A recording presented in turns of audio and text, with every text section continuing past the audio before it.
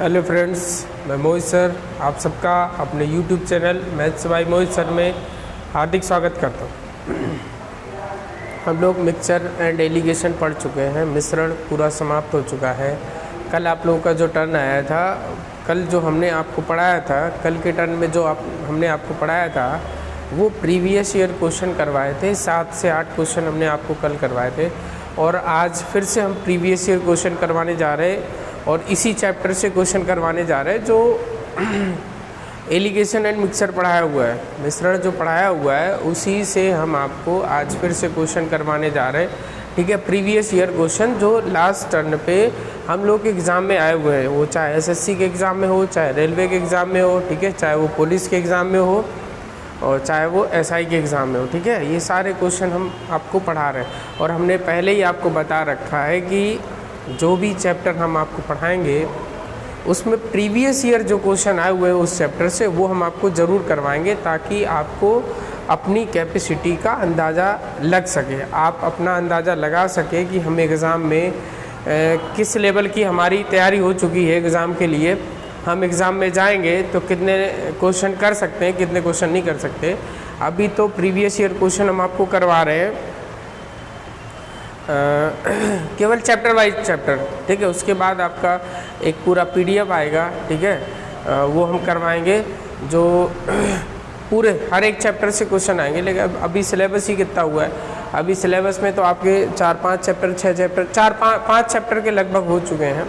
एक number system हो चुका है, एक square and square root, cube and cube root हो चुका है और रेशियो एंड प्रोपोर्शन हो चुका है, एवरेज हो चुका है और एलिगेशन हो चुका है। आपके 5 चैप्टर हो चुके हैं। ठीक है, तो भैया एक बार वीडियो को शेयर कर दीजिए, वीडियो को ज़्यादा से ज़्यादा मात्रा में शेयर कर दीजिए और लाइक कर दीजिए। और जो चैनल पे पहली बार है भैया चैनल को सब्सक्राइब ज़रूर करें। जो चैनल पे पहली बार है चैनल को सब्सक्राइब ज़रूर करें। ठीक है, क्वेश्चन नंबर पहला आज का क्वेश्चन नंबर पहले में क्या बोला जा रहा है, देखिएगा, ध्यान से पढ़िएगा। एक दुकानदार अपनी आलू को क्रय मूल्य पर बेचने का दावा करता है, लेकिन उसने उन आलू में से कुछ खराब आलू मिला दी जिससे उसे 25% का लाभ हुआ।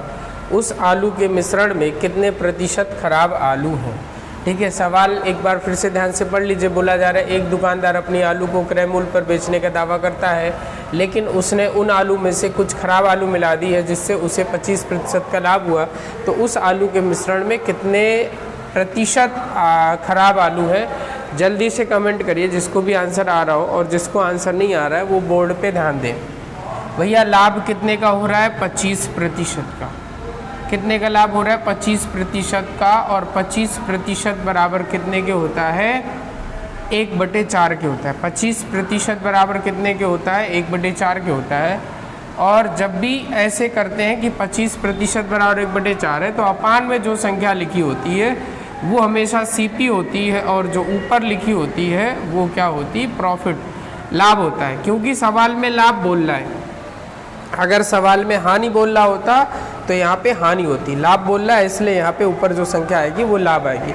25% एरो ऊपर के लिए लगा है, इंक्रीज मतलब उसको प्रॉफिट हो रहा है। और 25% का 25% इक्वल में होता है 1/4 के। 25% मतलब 25/100, 25 × 25, 25 4 × 100। मतलब क्या है, उस वस्तु का सीपी जो है 4 रहा होगा और प्रॉफिट उसको कितने का हो रहा है, 1 का हो रहा है। तो वो बेच कितने में रहा है भैया, वो बेचेगा कितने में, 4 की चीज़ पे 1 प्रॉफिट लेगा, कितने में बेचेगा, 5 में बेच रहा है। कितने में बेचेगा, वो 5 में बेच रहा है। लेकिन सवाल में आप ध्यान से पढ़िए कि क्रय मूल्य पर बेचने का, सवाल में क्या लिखा है, क्रय मूल्य पर बेचने का वो दावा करता है। उसने जो भी कस्टमर आए हुए हैं उसके पास, उसने बोला है कि ये जो हम आपको 5 रुपए में अगर वस्तु दे रहे हैं तो इसका मतलब हमको वो वस्तु 5 रुपए में ही पड़ी है। ये दुकानदार उसको बेवकूफ़ बनाता है, कस्टमर को बोल रहा है कि हमको 5 रुपए में ही पड़ी वस्तु,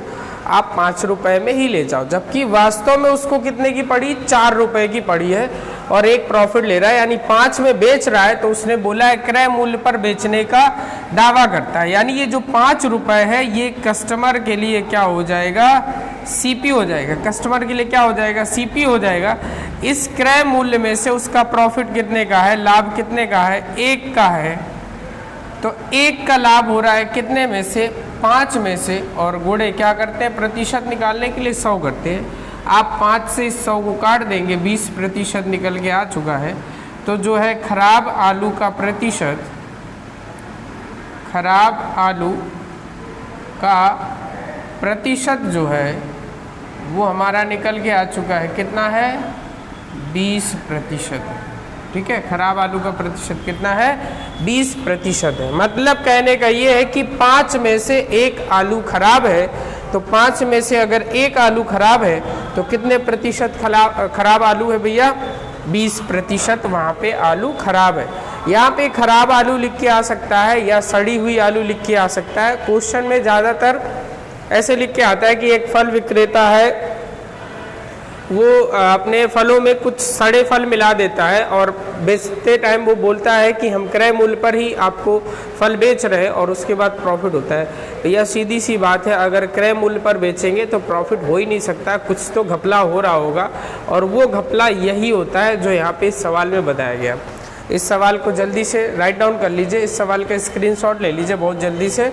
दोबारा से सवाल को समझा दे रहे। सवाल में बोला जा रहा है 25% का लाभ हो रहा है, इसका मतलब 25% बराबर होता है 1/4 के होता है, यानी 4 रुपए की वस्तु को 1 लाख पर बेचेंगे, कितने में बेचेंगे, 5 में बेचेंगे।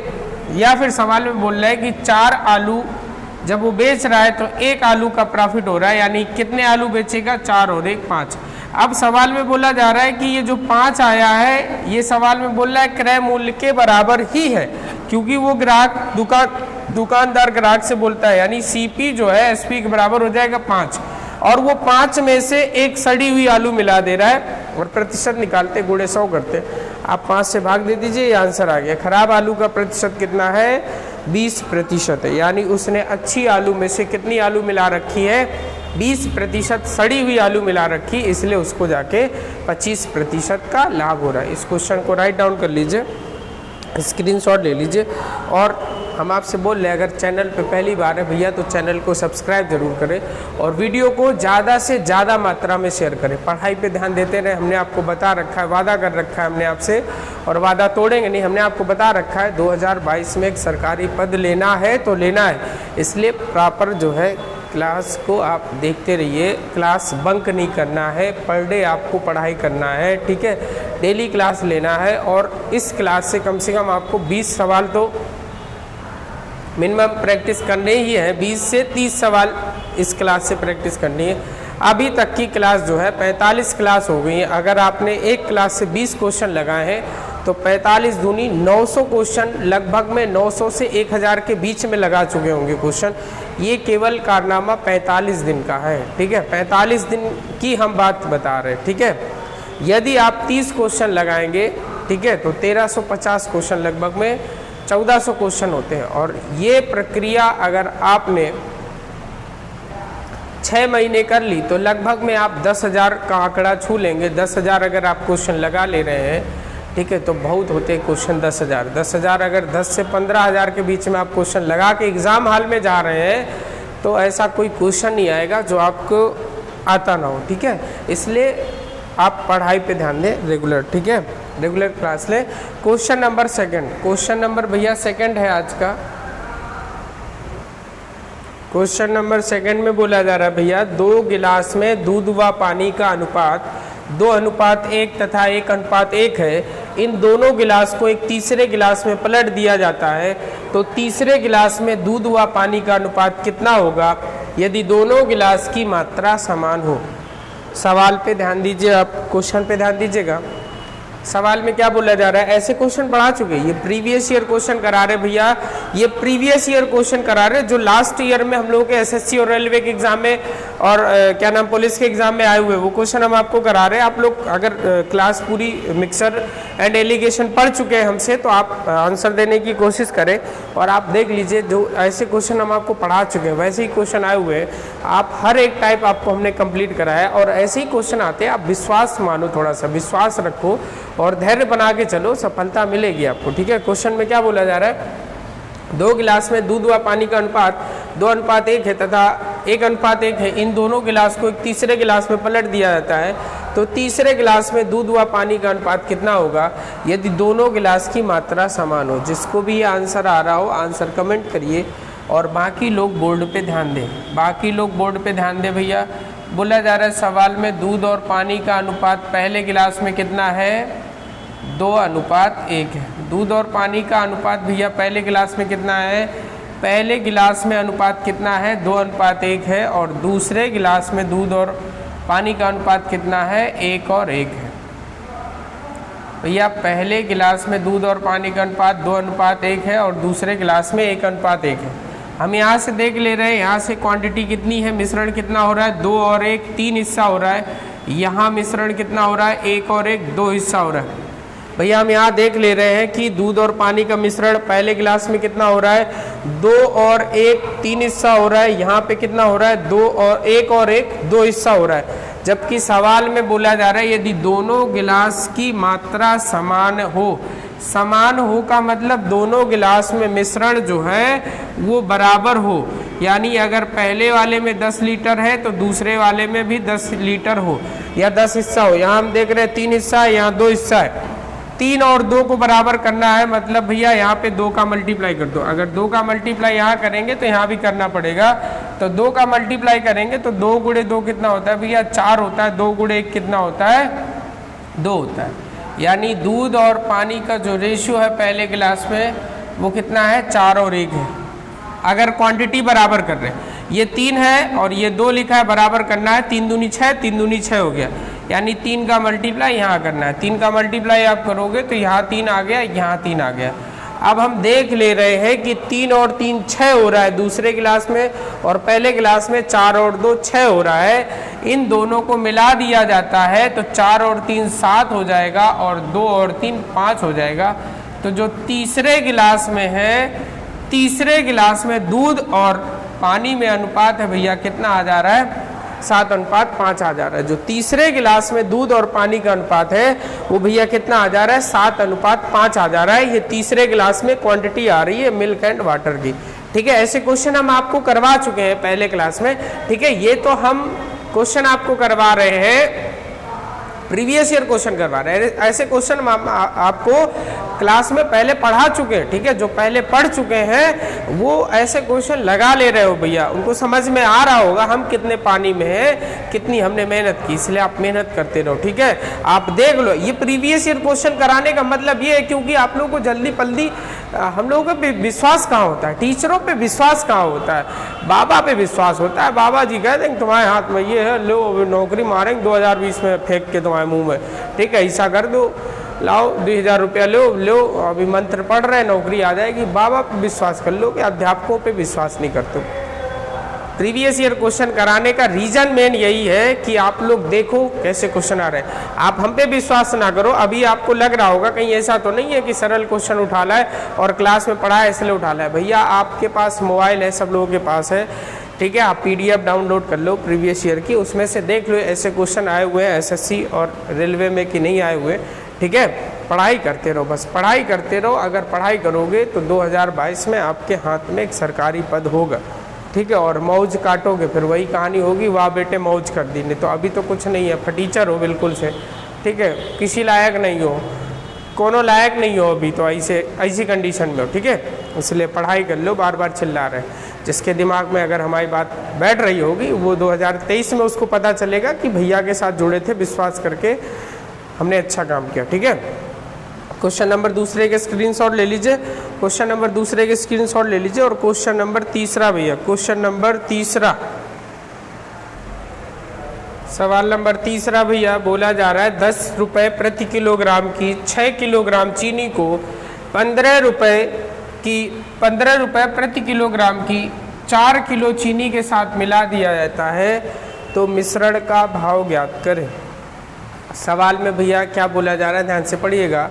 ये प्रीवियस ईयर क्वेश्चन करा रहे हैं, हम अपने मन से क्वेश्चन नहीं करा रहे। जो लास्ट ईयर में आपके एग्ज़ाम में क्वेश्चन आए हुए हैं वही क्वेश्चन हम उठा करके लाए, आपके सामने रख रहे हैं, उठा के लाएँ आपके सामने रख रहे हैं, ताकि आप लोग देखो कि कैसे क्वेश्चन हमारे एग्ज़ाम में पूछे जाते हैं, कैसे क्वेश्चन आते हैं। काफ़ी बच्चों को पता ही नहीं रहता हमको तैयारी कैसे करनी है, एग्ज़ाम में पहुँच जाते हैं दबंग बन के, फिर वहाँ से सिकुड़ के आते हैं ऐसे। काय पता नहीं रहता है, गए यहाँ से वो तानाशाह बन के उधर से देखे कि 4 सवाल नहीं हल हो पाए हमसे, चले आते हैं मुंह बनाए, ठीक है। इसलिए ये तो बहुत इजी सवाल है पूछे जा रहे हैं, लेकिन अब पैटर्न आपका बदलने वाला है। सारे पैटर्न आपके हमने टफ भी क्वेश्चन कराए, इजी भी क्वेश्चन कराए, ठीक है। इसलिए क्वेश्चन देख लो कैसे एग्जाम में पूछे जाते हैं। और जो लोग बिना क्वेश्चन देखे जाते हैं एग्जाम में, एग्जाम हॉल में एग्जाम देने, ठीक है, वो कुछ नहीं कर पाते क्योंकि उनको पैटर्न ही नहीं पता रहता। इसलिए पैटर्न पहले से जान लो भैया, एग्जाम हॉल में जाने से पहले देख लो, ठीक है। तो अगर पहले देख के जाओगे तो रिजल्ट आपका बेहतर आएगा, ठीक है। क्वेश्चन नंबर 3 है, इसका आंसर कमेंट करिएगा, बहुत जल्दी से बोला जा रहा है। 10 रुपये प्रति केजी की 6 किलोग्राम चीनी को 15 रुपये प्रति किलोग्राम की 4 किलोग्राम चीनी के साथ मिला दिया जाता है, तो मिश्रण का भाव ज्ञात कीजिए।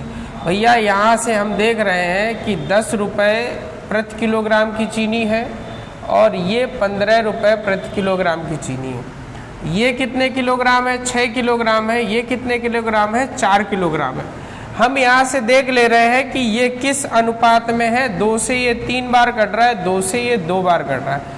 जो रेशियो यहाँ होता है वही रेशियो भैया यहाँ पे होता है। जो रेशियो ऊपर होता है वही रेशियो नीचे होता है। हम देख ले रहे हैं 6 और ये 10 रुपए के हिसाब से 6 किलोग्राम चीनी थी, हमने 6 लिख लिया। और ये 15 रुपए के हिसाब से 4 किलोग्राम चीनी थी, हमने 4 लिख लिया। दोनों में रेशियो निकाल लिया। हमने रेशियो कैसे निकाला? ये 2 से कट रहा था 3 बार, 2 से ये कट रहा था 2 बार। अब हमने आपको बता रखा है जब भी एलिगेशन पढ़ाया कि छोटी वाली संख्याओं का योगफल होता है। तो 10 में से 2 जोड़ेंगे कितना आ जाएगा? 12 आ जाएगा। छोटी वाली संख्याओं के साथ योगफल होता है और बड़ी वाली संख्या के साथ माइनस होता है। दोनों से वैल्यू बराबर आनी चाहिए। 15 में से 3 जाएगा तो भी 12 होता है, 10 में से 2 जोड़ेंगे तो भी 12 होता है। ये जो बीच में भाव आता है ये मिश्रण का भाव आता है हमेशा। तो मिश्रण का भाव कितने रुपए केजी है? 12 रुपए प्रति किलोग्राम है। मिश्रण का भाव भैया कितना है? 12 रुपए प्रति किलोग्राम है। ये हमारा आंसर निकल के आ चुका है। सवाल एक बार फिर से समझ लीजिएगा। सवाल बोला जा रहा है 10 रुपये प्रति किलोग्राम की 6 किलोग्राम चीनी को 15 रुपये प्रति किलोग्राम की 4 किलोग्राम चीनी के साथ मिला दिया जाता है, तो मिश्रण का भाव ज्ञात करें।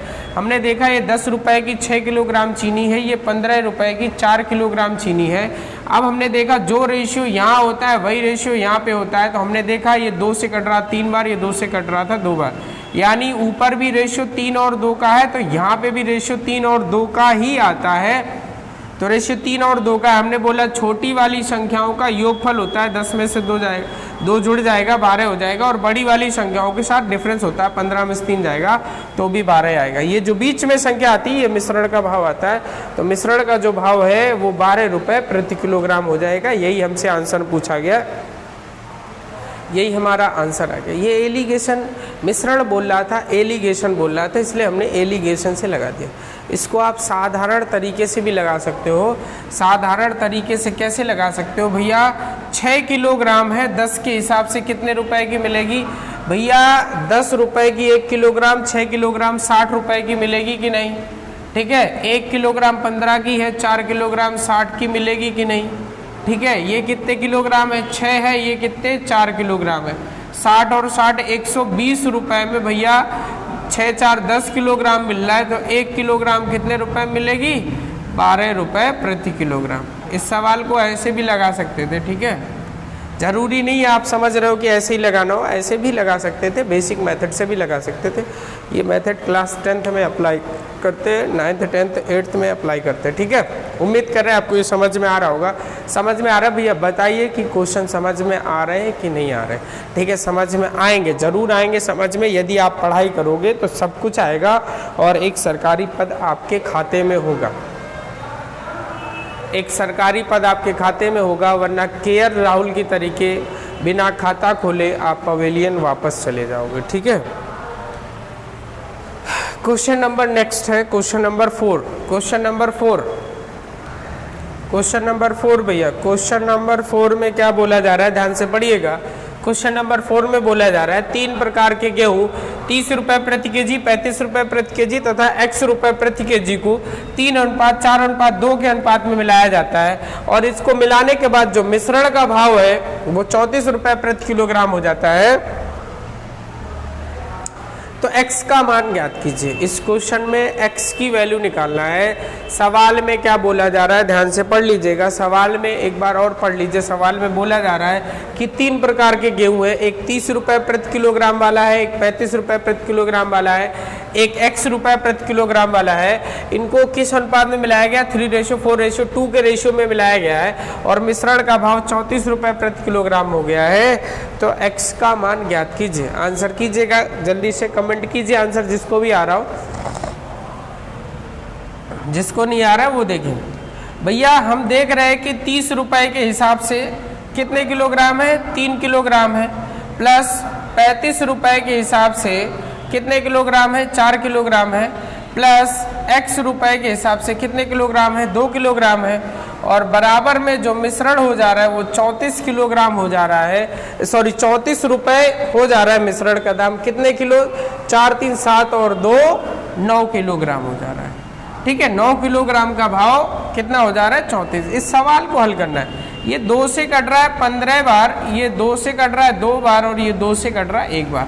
हम देख ले रहे 15 × 3 कितना हो जा रहा है, 45 हो जा रहा है, 35 × 2 70 हो जा रहा है, x × 1 x हो जा रहा है, और यहाँ से ये 17 बार कट जाएगा, 17 × 9 153 हो जा रहा है। यहाँ से हम देख ले रहे x की वैल्यू चाहिए, 153 हो जाएगा, और ये ऐड होके माइनस उधर जाएगा तो ये कितना हो जाएगा, 115 हो जाएगा। x की वैल्यू कितनी आ जाएगी, 153 में से 115 जाएगा 38 रुपये। ठीक है, तो x की वैल्यू कितनी निकल के आ गई, 38 रुपये प्रति केजी। यानी x की वैल्यू भैया कितनी है, 38 रुपये प्रति केजी। ये सवाल बिल्कुल बेसिक था, क्लास 6-7 की तरह था।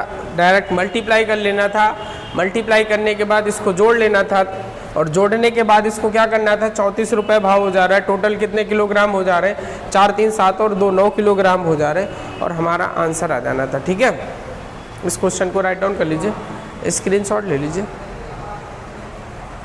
और पढ़ाई करते रहिए भैया। पढ़ाई ही सब कुछ है, पढ़ाई करते रहिए। ठीक है, और जैसे भी जो भी चैप्टर में आप डाउट है आपको, वो हमसे बताइए, पढ़ाई करिए। आपको जो भी चैप्टर नहीं आ रहा है, बाकी अरिथमेटिक तो आपकी चल ही रही है, कल आपका नया चैप्टर स्टार्ट होएगा। ठीक है, अरिथमेटिक तो चल ही रही है, कल आपका नया चैप्टर स्टार्ट होगा। उसके बाद मेंसुरेशन की भी क्लास लेकर के आने वाले हैं, एडवांस की भी क्लास। ठीक है, लेकिन पढ़ते रहो। ठीक है, अपने डाउट बताओ। ठीक है भैया, डाउट बताओ जो समस्या है पढ़ाई से रिलेटेड। बाकी अगर समस्या है तो आप घर वालों को बताओ, घर वाले आपका बैंड बाजा बजवाएंगे अगर वैसी समस्या है तो। अगर मेन रीज़न वही है आपका पढ़ाई मन नहीं लग रहा है, ठीक है, पूरा ध्यान प्रभु खींच ले जा रहे हैं अपनी ओर, तो ऐसा करो आप प्रभु को खींच के घर ही पे ले आओ बैंड बाजा बजवा के।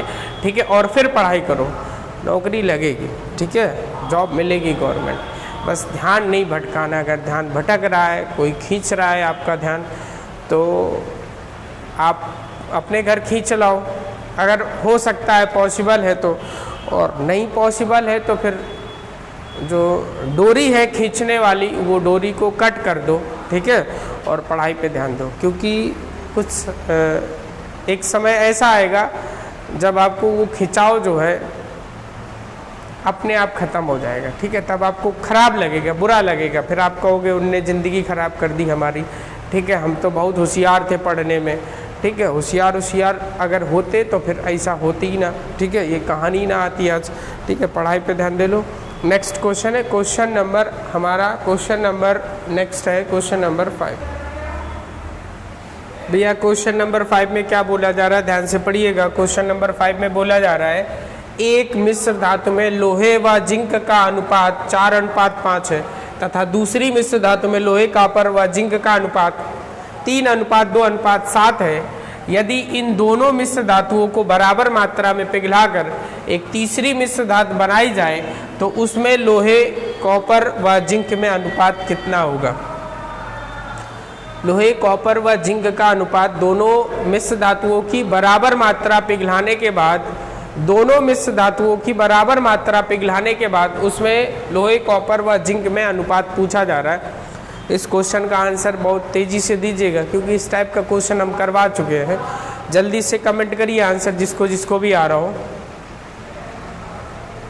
क्वेश्चन एक बार फिर से पढ़ लीजिए। एक मिश्र धातु में लोहे जिंक व कॉपर में, लोहे जिंक में अनुपात है, कॉपर तो पहले वाले में दी नहीं गई पहली मिश्र धातु में, 4 5 है। दूसरे मिश्र धातु में लोहे कॉपर व जिंक में अनुपात 3 2 7 है। यदि दोनों मिश्र धातु बराबर मात्रा में एक तीसरी मिश्र धातु बनाई जाती है तो उसमें लोहे कॉपर व जिंक का अनुपात कितना होगा। बहुत तेजी से सवाल को लगाते हैं भैया। क्या क्या है, पहली मिश्र धातु में लोहा है, जिंक है, कॉपर तो है नहीं है।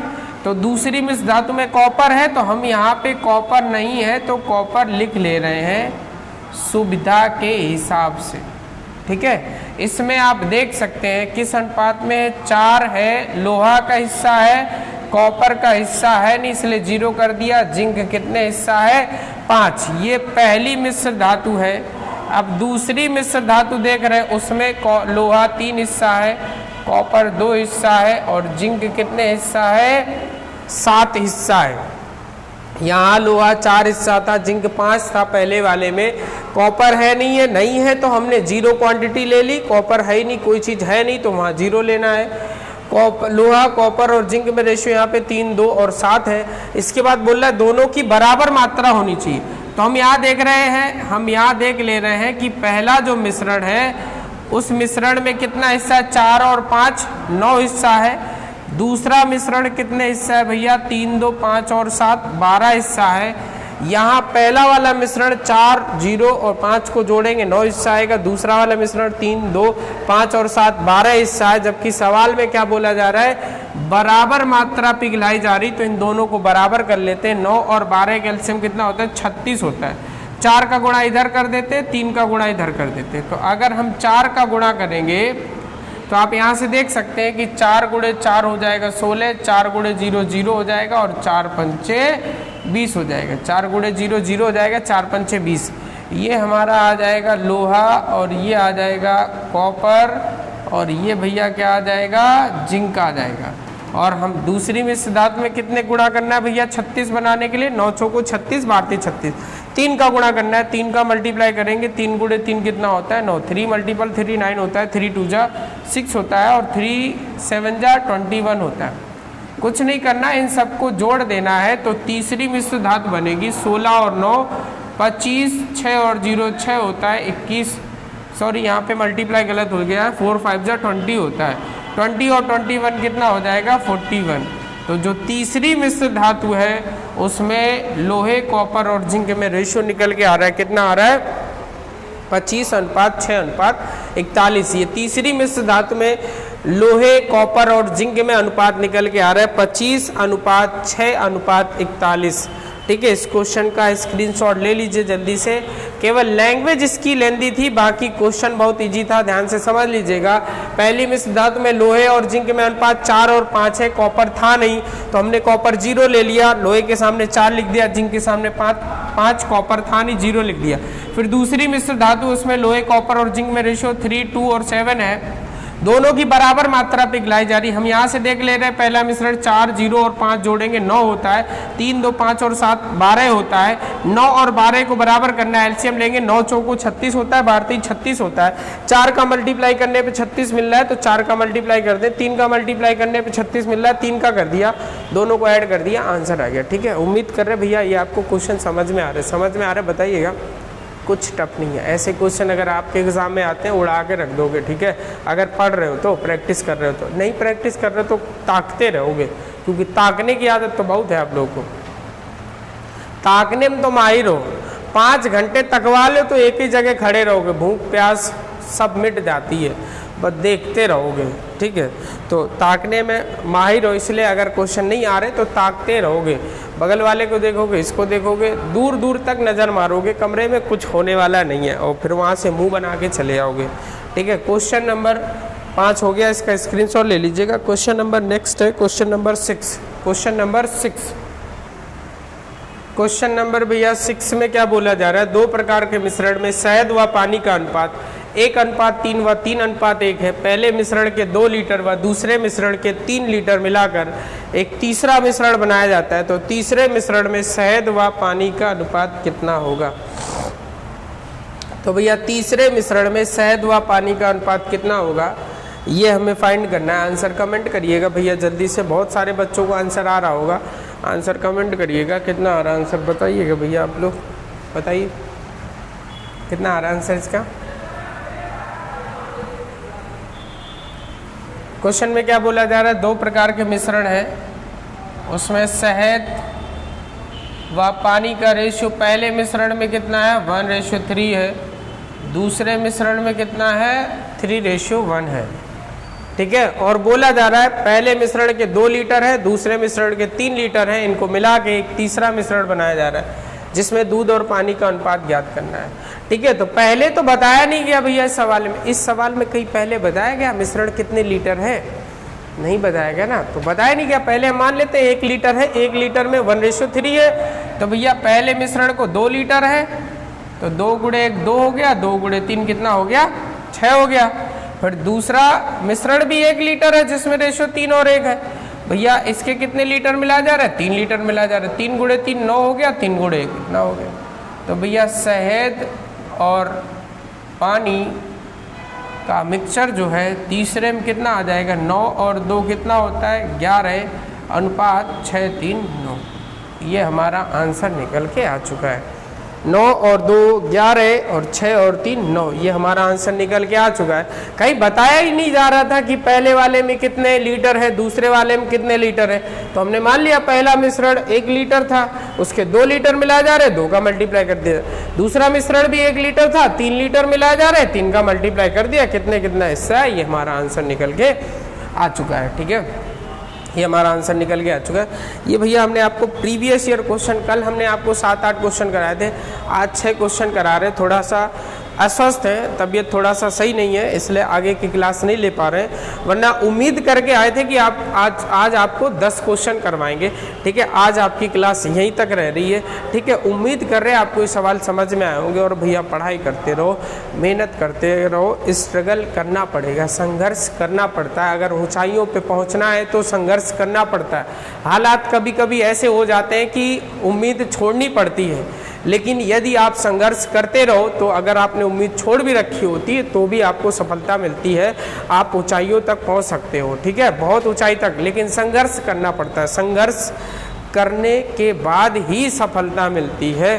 ठीक है, भगवान बनने के लिए मूर्ति को देखो भैया कितना संघर्ष करना पड़ता है, कितने हथौड़े की मार पड़ती है, छेने की मार पड़ती है। ठीक है, तब जाके वो भगवान मूर्ति बन पाती है, पत्थर जो है भगवान का रूप धारण कर पाते हैं। ठीक है, इसलिए आप देखो बहुत स्ट्रगल करना पड़ता है, बहुत ज़्यादा मात्रा में स्ट्रगल करना पड़ता है, इसलिए जो है आप स्ट्रगल से बिल्कुल भी परेशान ना हो। ठीक है, कठिनाइयाँ आएंगी, कभी कभी उम्मीद आपको लगेगी, ऐसा लगेगा कि बहुत पढ़ लिया नहीं हो पा रहा है, लेकिन आप उम्मीद मत छोड़िए, पढ़ाई करते रहिए, मेहनत करते रहिए, आपको सफलता ज़रूर मिलेगी। ठीक है, धन्यवाद भैया।